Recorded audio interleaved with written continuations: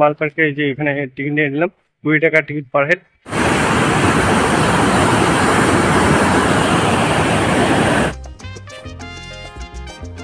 যে বন্ধুরা দেখুন মাছটা হা করে রয়েছে। এই তিস্তা ব্যারেজ হলো ভারত ও বাংলাদেশের মধ্যে অবস্থিত একটি জলবিদ্যুৎ ও সেচ প্রকল্প।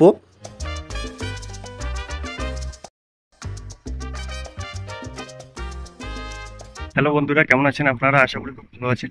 আমি ফারজান আর আপনারা দেখছেন মিস্টার ফারজান অফিসিয়াল।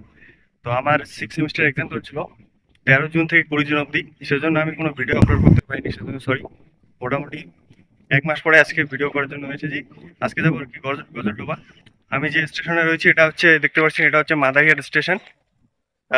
স্টেশনের কোড হচ্ছে MDT। একটু পরে আসছে Siliguri intercity express. 6:29 time, 1 minute দাঁড়ায় 6:30 এখান থেকে ছাড়ে।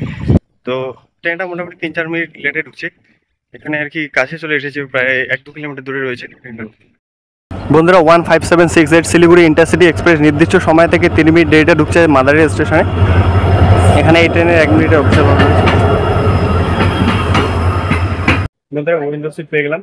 কোনোদিন এই ট্রেনে এত ভিড় থাকে যে দাঁড়ানো কিন্তু অসুবিধা হয়েছে। দেখতে পাচ্ছেন মোটামুটি ফাঁকাই রয়েছে। আর পিছনের দিকে থাকলে সুবিধা হয়, কারণ প্রতিটা স্টেশনে মাঝখান থেকে প্যাসেঞ্জার রয়েছে। আর আমি একদম পিছনের দিকে বসে। বন্ধুরা 15768 শিলিগুড়ি ইন্টারসিটি এক্সপ্রেস নির্ধারিত সময় থেকে 49 মিনিট দেরিতে পৌঁছলো ওদলাবাড়ি স্টেশনে। এখানে আমি নেমে গেলাম। এখন মেন রোডে গিয়ে গাড়ি ধরতে হবে, ওই লাইনে গজলডোবা লাইনে। বন্ধুরা ওদলাবাড়ি এখানে একটা ম্যাজিক পেয়ে গেলাম। এখান থেকে ওদলাবাড়ি থেকে গজলডোবা ডিস্টেন্স হচ্ছে 13 কিলোমিটার। গুগল ম্যাপ অনুযায়ী সময় লাগবে 21 মিনিটের মতো, আর ভাড়া 20 টাকা।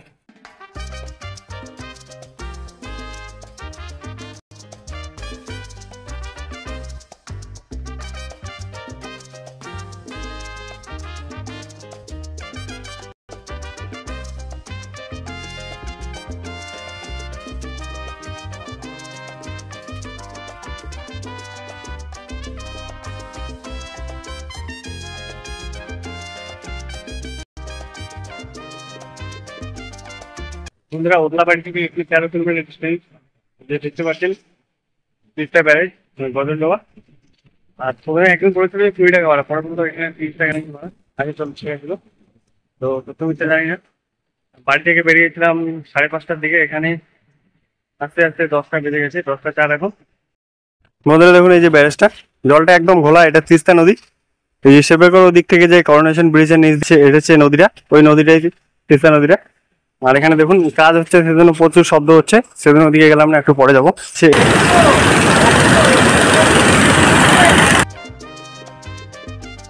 বন্ধুরা আমার পেছনে এখানে কাজ হচ্ছে, সেজন্য প্রচণ্ড শব্দ হচ্ছে, ভালোভাবে শোনা যাচ্ছে না কোনো কিছু।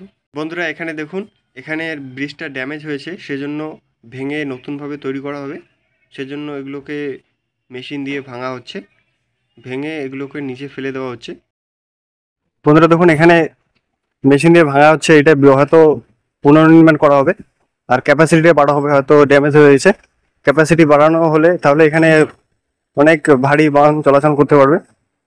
এখানে বর্তমানে ওইদিকে প্রচুর শব্দ হচ্ছে, আর এদিকে তেমন একটা শব্দ হচ্ছে না। এখানে এটা সরাচ্ছে, আর এদিকে দেখুন রাস্তা। এখানে আর কি জলবিদ্যুৎ উৎপাদন করা হয়, আর সবসময় এখানে মেনটেনেন্স করা হয়, কারণ একটু এদিক ওদিক হয়ে গেলে বড় সড়ো দুর্ঘটনা করতে পারে। বন্ধুরা এখানে তিস্তা ব্যারেজে একদম মাঝ বরাবর চলে এসেছি। এখানে কিন্তু একদম প্রচন্ড গতি।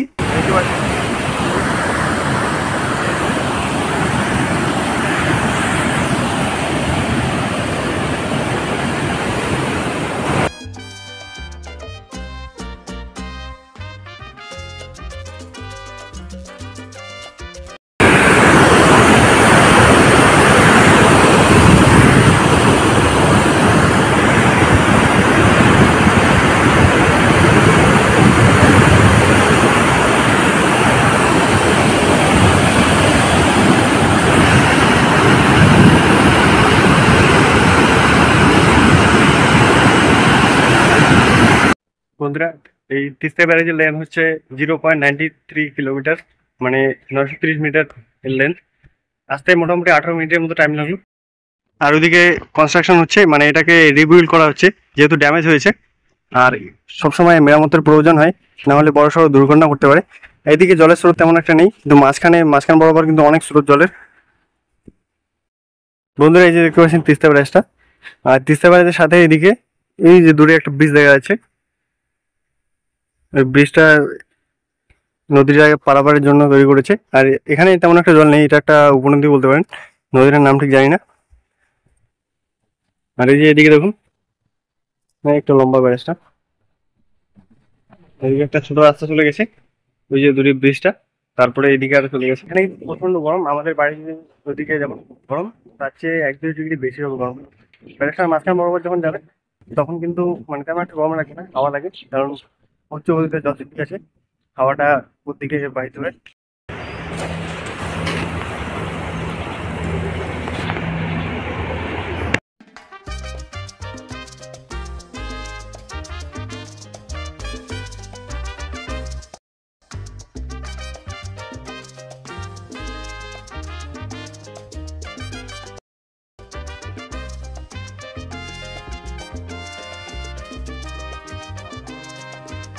বন্ধুরা এই যে দেখুন তিস্তা ব্যারেজের সাথে এই যে রাস্তাটা যে এদিকে চলে এসেছে, তো এখানে একটা বোটিং পয়েন্ট রয়েছে, মানে নৌকা বিহার, এখানে দেখতে পাচ্ছেন দাঁড় করিয়ে রেখেছে।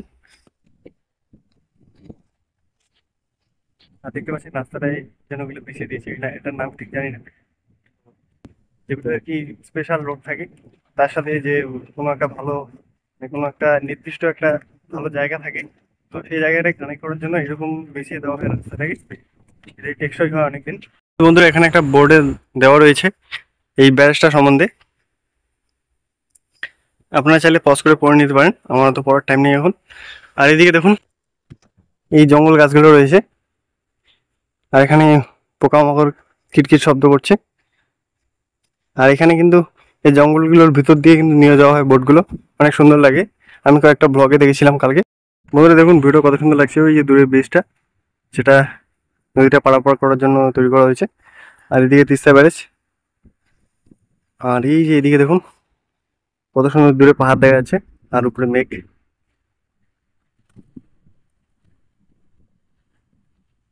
এদিকে দেখুন, তবে জলটা একদম ঘোলা, তবে এই জলটা আর কি চাষের কাজের জন্য খুবই উপযুক্ত। প্রিয় দর্শক বন্ধুরা, এই তিস্তা ব্যারেজ হলো ভারত ও বাংলাদেশের মধ্যে অবস্থিত একটি জলবিদ্যুৎ ও সেচ প্রকল্প। এটি তিস্তা নদীর ওপর নির্মিত হয়েছে এবং এর মূল উদ্দেশ্য হলো শুষ্ক মৌসুমে সেচের জন্য জল সরবরাহ করা এবং শুষ্ক ও খরার সময়ে উত্তরবঙ্গের কৃষি জমিকে সচল রাখা। তিস্তা ব্যারেজটি জলপাইগুড়ি জেলার গজলডোবায় অবস্থিত। 1979 সালে এই ব্যারেজের নির্মাণ কাজ শুরু হয়েছিল এবং 1990 সালে মূল বাঁধ নির্মাণের কাজ শেষ হয়। এই ব্যারেজের দৈর্ঘ্য 615.24 মিটার এবং এর মাধ্যমে শুষ্ক মৌসুমে 6 লক্ষ কিউসেক পর্যন্ত জল বিভিন্ন খাতে প্রবাহিত করা হয়।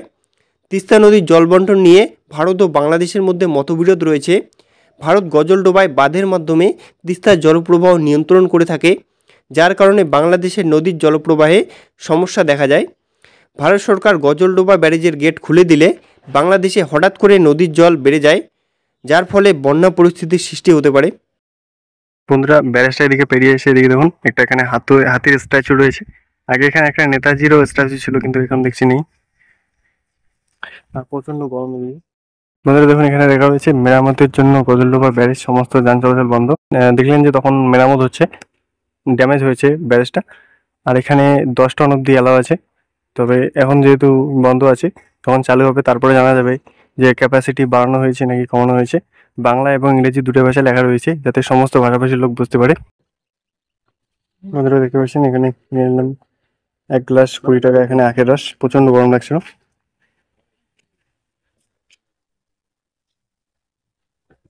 বন্ধুরা এই যে গাড়ি দাঁড়ার হয়ে আছে এখানে, মানে ম্যাজিক গুলো ওগুলো আর কি মানে শিলিগুড়ি যেত আর কি ক্রান্তি থেকে, কিন্তু এখন যেহেতু ব্যারেজটা ড্যামেজ হয়ে আছে সেজন্য এখান থেকে যায় আর কি ডাইরেক্ট শিলিগুড়ি এখান থেকে মোটামুটি 25 কিলোমিটার হবে। আর প্রচন্ড গরম পড়েছে, মোটামুটি 30-35 ডিগ্রি হয়ে যাবে। বন্ধুরা দেখুন চটটাতে অনেকগুলো শুকনো কাঠ পড়ে রয়েছে, তো একজন এখানকার স্থানীয় লোক বললো কি ওগুলো আর কি যে যতগুলো পারে নিয়ে যেতে পারবে, তবে দূরে যদি নিয়ে যায় শাল সেগুন এসব কাঠের ক্ষেত্রে অসুবিধা হতে পারে, অন্য কাঠের ক্ষেত্রে হবে না। আর এখানে দেখতে পাচ্ছেন 4 লাখ ভোল্টেজের বিদ্যুৎ চলে গেছে এই দিক থেকে। এই যে ব্যারেজটা। আমি এখন ফিরে যাবো। 10টার দিকে এখানে এসেছিলাম, এখন বাজে 11:15, মানে 1 ঘন্টার মতো এখানে টাইম কাটালো। তারপরে এখান থেকে দেখি যদি ডাইরেক্ট লাটাগুড়ি গাড়ি পাওয়া যায় তো লাটাগুড়ি যাবো, আর যদি ডাইরেক্ট পাওয়া না যায় তো একটা গাড়ি দেখলাম ক্রান্তি অব্দি লেখা রয়েছে, গজরডোবা টু ক্রান্তি। তো প্রথমে ক্রান্তি যাবো, ক্রান্তি থেকে তো লাটাগুড়ি কাছাকাছি, তো ক্রান্তি থেকে ওদিকে লাটাগুড়ি গিয়ে তারপরে এখানে ট্রেন ধরবো, ট্রেন ধরে নিউ মালদা ওখানে যাবো। কারণ ওই রুটটা অনেকদিন থেকে যাচ্ছিলাম কভার করতে, আজকে একটা সুযোগ এসেছে সেজন্য কভার করে নেবো। আমি এখন তিস্তা ব্যারেজের একটা মাথা বরাবর রয়েছে, আর এখানে প্রচন্ড শব্দ হচ্ছে জলে।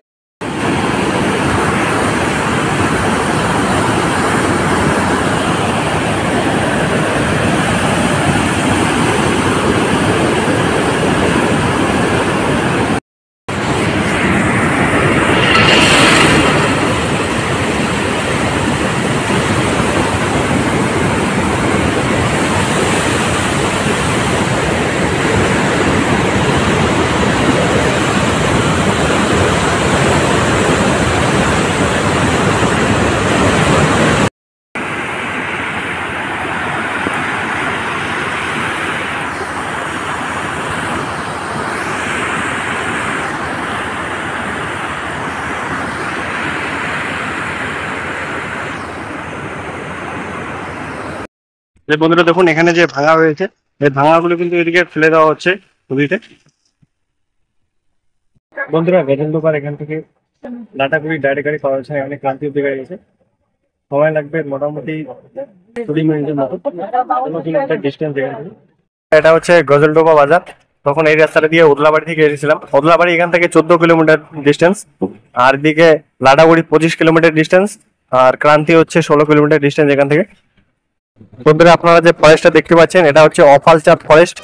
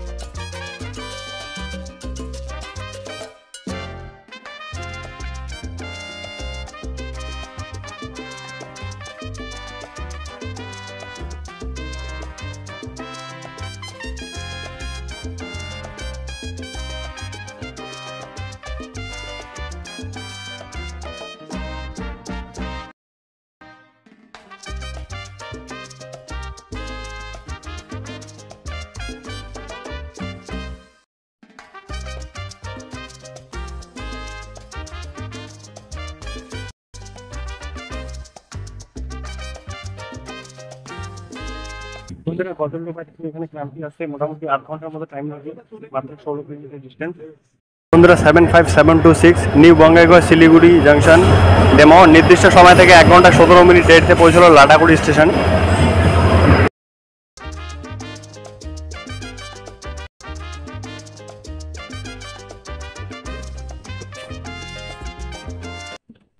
বন্ধুরা লাটাগুড়ি স্টেশন থেকে কিছুটা পেরিয়ে লাটাগুড়ি ফরেস্ট বা গরুমারা ন্যাশনাল পার্ক শুরু হয়। আর এই ট্রেনটা হচ্ছে ডিজেল চালিত।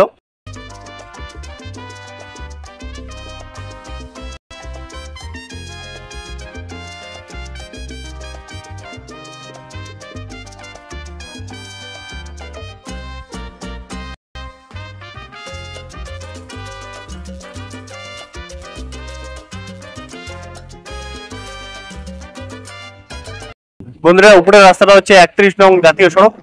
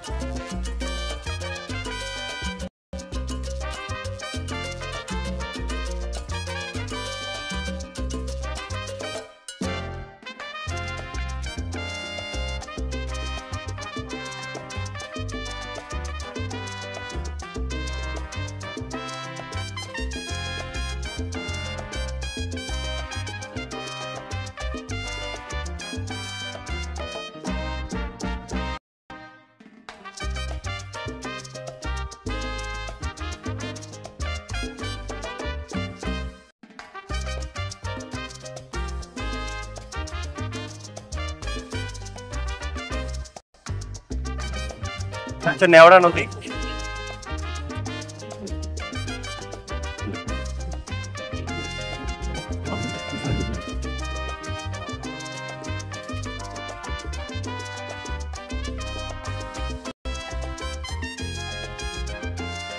বন্ধুরা, এটা হচ্ছে নেওড়াহাটি স্টেশন, দেখতে পাচ্ছ, একদম মাঠের মাঝখানে একটা স্টেশনই মনে হয় না।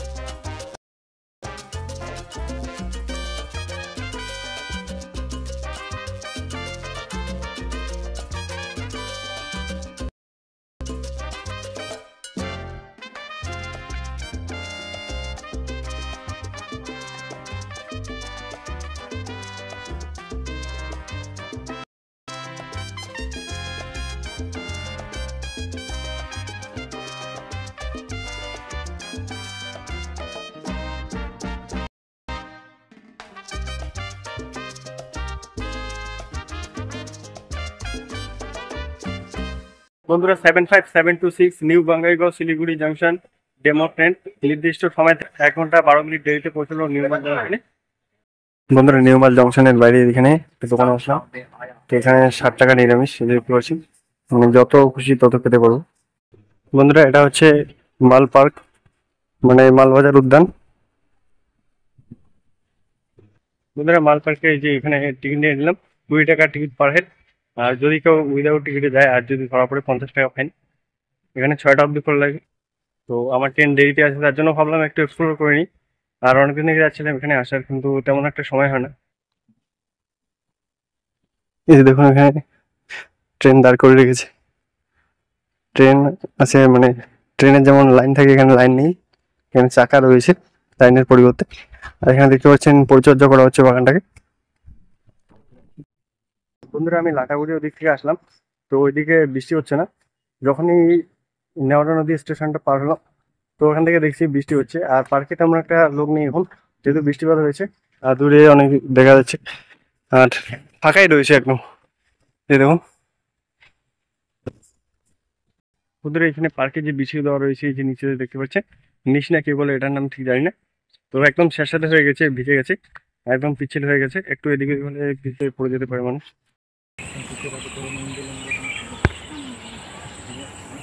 একটা উঁচু রয়েছে, তো এদিকে আস্তে আস্তে এদিকে নেমে গেছে, নিচু হয়ে গেছে।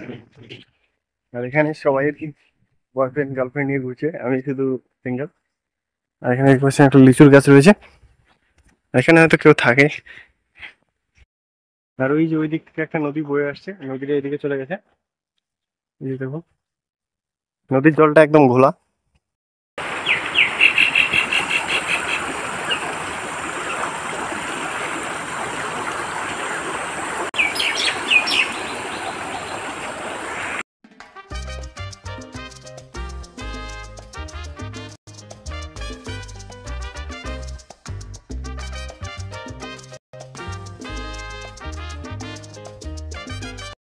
এখানে দেখুন ফুলের গাছটাকে কেমন একটা পাখির আকৃতি করে দিয়েছে,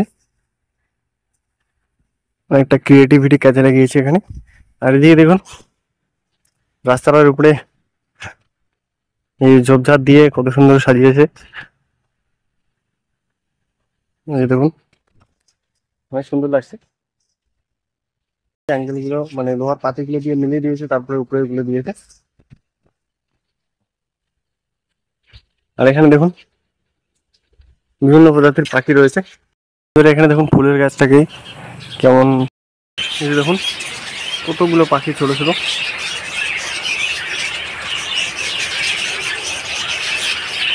আর এগুলো খরগোশ ছানা, মানে খরগোশের বাচ্চা। এখানে দেখুন খরগোশগুলো ঘাস খাচ্ছে।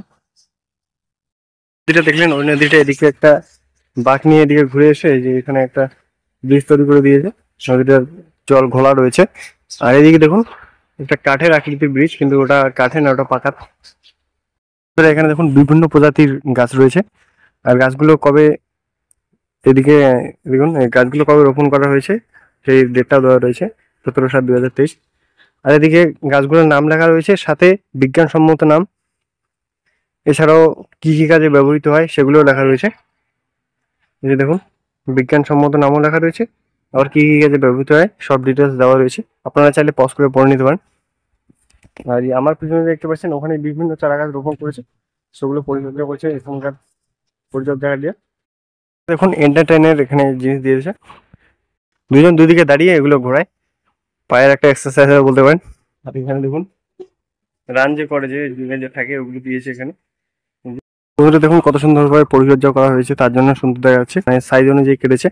আর এখানে অনেকগুলো জল জমে রয়েছে। আর এখানে কি যেন একটা ফলের গাছ, এটা কি জানি না ফলটার নাম, আর গাছটার নামও জানি না। বৃষ্টিপাত হয়েছিল অনেক এদিকে।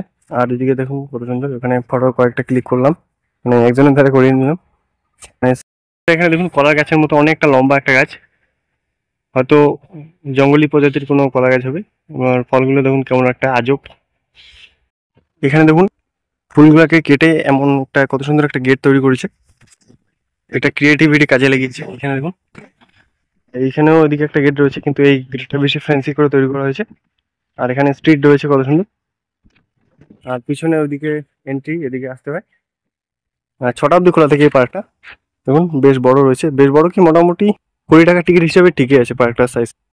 আর এখানে দেখুন মূর্তি তৈরি করে রয়েছে আদিবাসী সম্প্রদায়ের।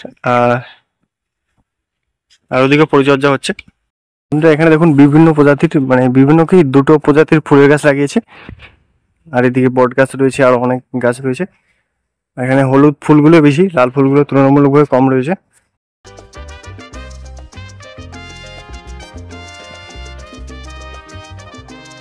এখানে ম্যাপ পয়েন্টিং এর মাধ্যমে বুঝিয়ে দেওয়া রয়েছে পার্কের কোন দিকে কি রয়েছে। এই যে দেখুন আপনারা চাইলে পজ করে পড়ে নিতে পারেন। তখন যে নদীটা আপনাদেরকে দেখাচ্ছিলাম, ওই নদীটা এদিকে একটা বাঁক নিয়ে এদিকে চলে এসেছে। দেখুন সাথে অনেকগুলো প্লাস্টিকের প্যাকেট, এদিকে প্লাস্টিকের প্যাকেট, জলের বোতল, সম্ভবত স্টেশনের দিক থেকে এসেছে। এই যে দেখুন কতগুলো, এভাবে জল দূষণ হয়ে যায়, মানে জলটা দূষিত হয়ে যায় প্লাস্টিক আর বিভিন্ন ধরনের পদার্থ মিশে গিয়ে। এখানে আকৃতির একটা গেট তৈরি করেছে। আর এখানে ফুলগুলো কত সুন্দরভাবে সাইজ বাই সাইজ কেটে দিয়েছে। এখানে কি যেন একটা লেখা রয়েছে।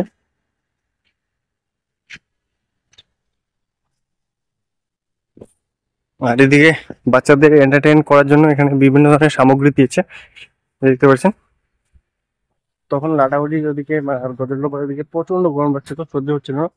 আর এদিকে বৃষ্টিপাত হওয়ার কারণে একটু ঠান্ডা ঠান্ডা ভাব আছে। এখানে দেখুন বাচ্চারা খেলছে, অনেকগুলো জিনিস রয়েছে।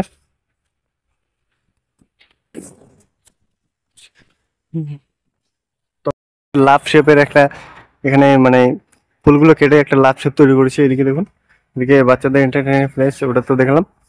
আর এখানে দেখুন একটা মানে চারদিকে পায়ে থাকলে যেমন হয় সেরকম একটা তৈরি করেছে স্ট্যাচু, ফুল দিয়ে অনেক সুন্দরভাবে কেটে তৈরি করেছে। আর এখানে দেখুন ক্ষণিকের অতিথি, ক্ষণিকের অতিথি মানে এখানে তো সবাই পার্মানেন্ট থাকতে আসেন না, কিছুক্ষণ সময় কাটানোর জন্য আসে, সেজন্য এখানে লেখা রয়েছে ক্ষণিকের অতিথি, মানে টেম্পোরারি একটা সময়ের অতিথি। আর এখানে দেখুন সব সুন্দরভাবে তৈরি করেছে। আর এখানে দেখুন একটা ময়ূর সম্ভবত তৈরি করেছে এখানে স্ট্যাচু, ফুল দিয়ে আর কি। আর আর এখানে দেখুন কি যেন একটা গাছ রয়েছে, ঘৃতকুমারী গাছ সম্ভবত, এরকম কেটে কেটে দিয়েছে খাঁচ খাঁচ করে। আর এখানে দেখুন love shape.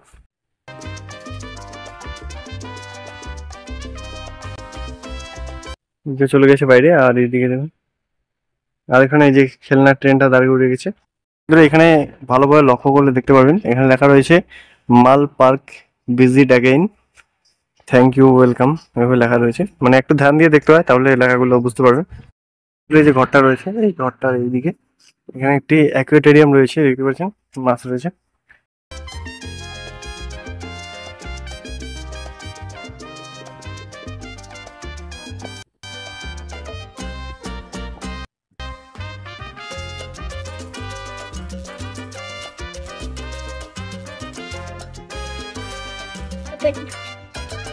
There are many fishes. Yes.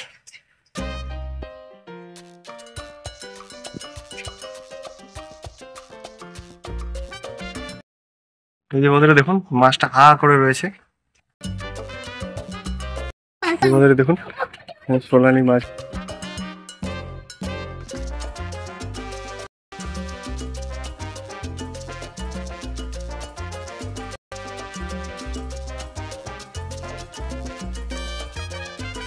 ওদের 15484 সিকিম মহানন্দা এক্সপ্রেস নির্দিষ্ট সময় থেকে 35 মিনিট দেরিতে ঢুকেছে নিউ মাল জংশনে। বন্ধুরা 15484 সিকিম মহানন্দা এক্সপ্রেস নির্দিষ্ট সময় থেকে 1 ঘন্টা 34 মিনিট দেরিতে পৌঁছলো হাসিমারা স্টেশনে। এখানে এই ট্রেনের সম্ভবত 2 মিনিট 5 মিনিট অফিসিয়াল হল্ট রয়েছে।